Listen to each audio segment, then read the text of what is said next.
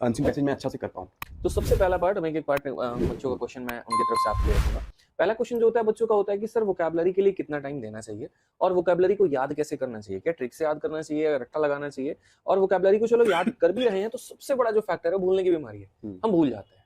ठीक है, तो कैसे लेके चलें, मतलब वोकैब में भी कई सारे सवाल होते हैं। हाँ सर। तो पहला सवाल, वोकैब कैसे पढ़ें, ईडियम, वन वर्ड और साइन वन टू, मतलब सारे एक साथ लेके चलें या थोड़ा थोड़ा करके पढ़ें, और जैसे कितना टाइम दें। मैंने क्या किया सर कि मैं सबसे पहले देखा कि सबसे ज़्यादा वेटेज किसका है। मैं देखा सर वन वर्ड और इडियम फ्रेज की सबसे ज़्यादा वेटेज है। तो मैंने सबसे पहले वन वर्ड और इडियम फ्रेज उठाया, मतलब सबसे पहले वन वर्ड, फिर उसका इडियम फ्रेज, फिर ये जब दोनों हो गए अच्छे से। और ये कहाँ से पढ़ा आपने? सबसे पहले मैंने नीतू सिंह जो उसके पीछे वॉल्यूम वन। हाँ वॉल्यूम 1 से। ठीक है। फिर उसके बाद ऑनलाइन मेंटर। अच्छा, उसके हाँ, बाद आपने ऑनलाइन मेंटर से ऑनलाइन खत्म कर मेंटर दिया। हाँ सर।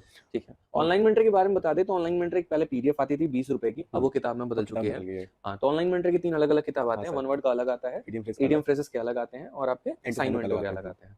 ठीक है, तो उनके इडियम्स और वन वर्ड वो अच्छे हैं। हाँ सर।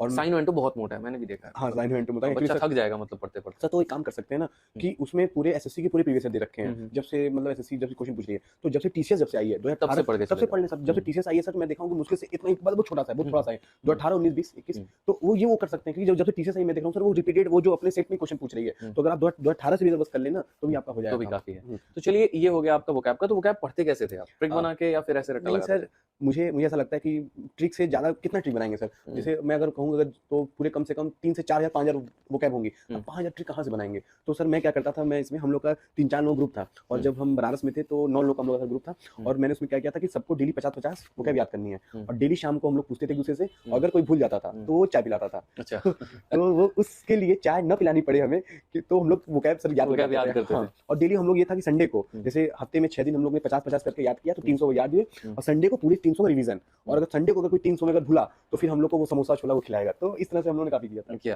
तो जनरली जो हमारा रेशियो रहता है, जैसे मैं हमेशा कहता हूँ 5:2 रखा करो। 5 दिन पढ़ना है, 2 दिन रिवाइज करना है, तो आपने 6:1 रखा। हाँ सर। कि हम 6 दिन पढ़ेंगे और 1 दिन उसे रिवाइज करेंगे, क्योंकि देखो नेचुरल फैक्ट है, रिवीजन जो होता है वो अल्टीमेट की होता है। अगर आप नहीं रिवाइज करोगे तो भूलोगे ही, और ये सिर्फ वोकैब के साथ नहीं बल्कि हर सब्जेक्ट के साथ अप्लाई होता है।